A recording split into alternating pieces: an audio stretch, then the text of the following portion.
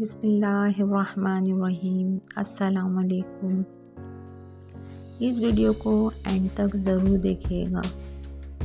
हर बीमारी के लिए अद्वियात से ज़्यादा परहेज़ अच्छा होता है। बस में जाने के लिए अगर आप कहीं भी सफ़र पर जा रहे हैं तो आपको लाजमी कोई शापर या कोई उल्टी वाली दवाई ले लेनी चाहिए एहतियातन।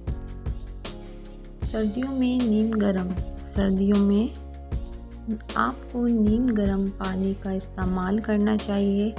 ठंडे पानी से गुरेज करना चाहिए, क्योंकि बाज़ लोग जो है टाइम की कमी की वजह से ठंडे पानी का इस्तेमाल कर लेते हैं वज़ू करते वक्त या नहाते वक्त। तो उसे गुरेज क्या करें, क्योंकि फिर उसके बाद बहुत सारे मसले मसाइल हो जाते हैं सर्दियों में कि नाक बंद हो गई और सीना ख़राब हो जाता है, बुखार आ जाता है, जिसकी वजह से बंदा 1-2 दिन तक बिल्कुल कुछ भी नहीं कर पाता। तो ये थोड़ा सा 5-10 मिनट निकाल कर पानी को जो है हम पानी गर्म करके नहा लें तो ज़्यादा बेहतर होता है। ज़्यादा नमक के इस्तेमाल से घुटनों में दर्द हो जाता है। नाक बंद होने की सूरत में अगर आपका नाक बंद हो जाए तो आपको इनहेलर का इस्तेमाल करना चाहिए।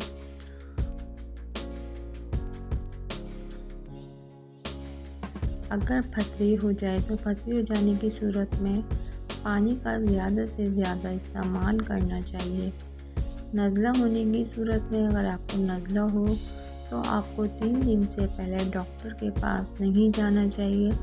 अगर आप डॉक्टर के पास 3 दिन से पहले चले जाएंगे तो दवाई लेने की सूरत में आपका नज़ला रुक जाएगा, जिसकी वजह से आपको सर दर्द और बहुत सारे अमराज हो जाने का ख़तरा होगा। इसलिए आप नज़ले को ज़्यादा से ज़्यादा निकालना चाहिए और 3 दिन से पहले नज़ले की कोई दवाई नहीं लेनी चाहिए। ज़ियाबतीस वाले मरीज़ को गंदगी में नहीं रहना चाहिए, यानी कि गंदगी में नहीं जाना चाहिए या रहना भी नहीं चाहिए। गंदगी में रहने से उनके पाँव पर जो जरासीम लग जाते हैं, जिसकी वजह से पाँव का ज़ख्म बढ़ जाता है। टेंशन ज़्यादा ना लें। ज़्यादा लेने से जिस्म में बीमारी पैदा होती है। कभी भी खाना पेट भर कर नहीं खाना चाहिए।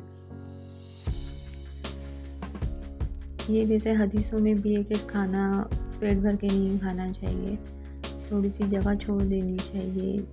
ये कोई नुकसान नहीं, इससे फ़ायदा ही फ़ायदा है। सर्दियों में आपको ज़्यादा ड्राई फ्रूट्स का इस्तेमाल करना चाहिए, इससे आप सर्दी से बच सकते हैं। सूप का इस्तेमाल नज़ला, ज़ुकाम और बुखार जैसी बीमारी में आपको फ़ायदा देता है, तो इसलिए बीमारी में आपको सूप पीना चाहिए।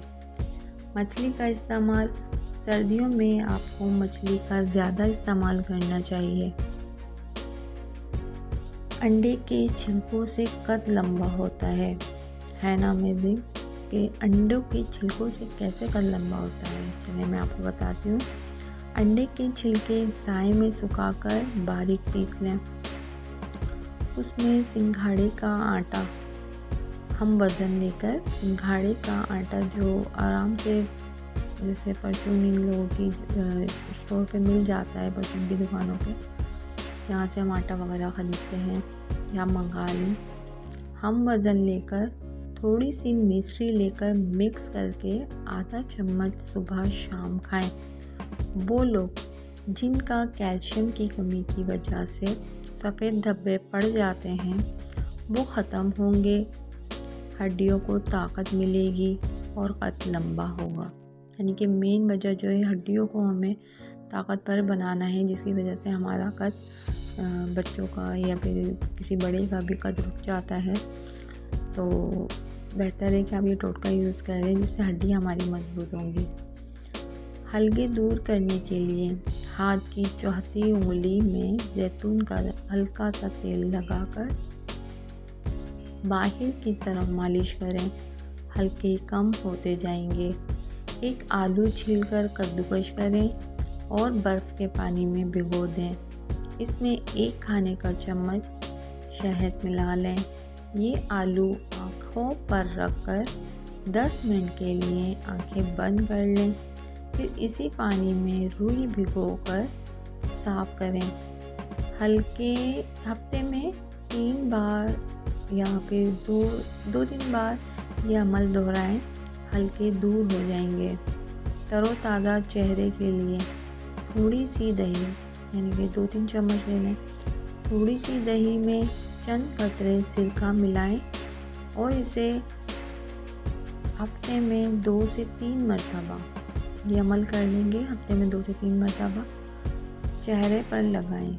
जो हमने दही के अंदर सिरका मिलाया है उसको हम मिक्स करके अपने चेहरे पर लगाएं और ये अमल हफ्ते में 2 से 3 मरतबा करें।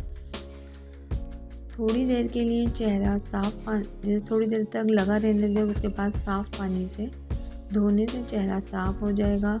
चेहरे पर एक चमक सी आ जाएगी। नाखून का फंगस